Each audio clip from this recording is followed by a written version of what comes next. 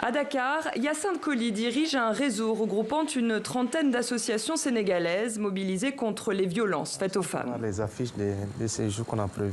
À partir d'aujourd'hui, l'équipe va intensifier sa communication digitale et poster des messages de sensibilisation tous les jours pendant 2 semaines à l'occasion de la campagne internationale de lutte contre les violences faites aux femmes.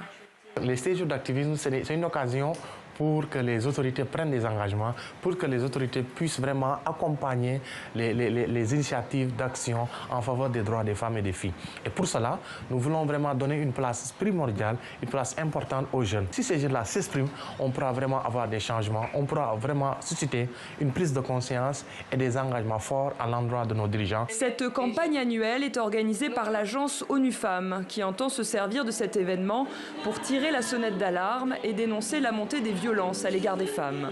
Des violences majoritairement subies au sein des familles. Aujourd'hui, les statistiques mondiales nous montrent qu'une femme sur 2 a été violentée, particulièrement durant cette période de Covid. C'est un rapport qui a été lancé hier par ONU Femmes.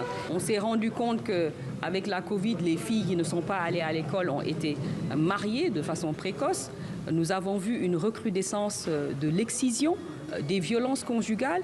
L'événement intervient au moment où le Sénégal enregistre plusieurs cas de violence et de viols médiatisés, avec notamment le scandale Miss Sénégal.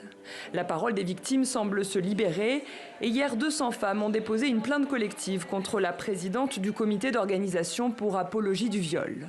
Nous sommes dans une grande période de dénonciation. On voit les filles montrer à visage nu qu'elles ont été victimes de viols, qu'elles ont été persécutées dans le cadre du concours Miss Sénégal et aussi d'autres. Donc je pense que nous sommes dans une phase au Sénégal où la dénonciation est en train vraiment de prendre la voie qu'il faut.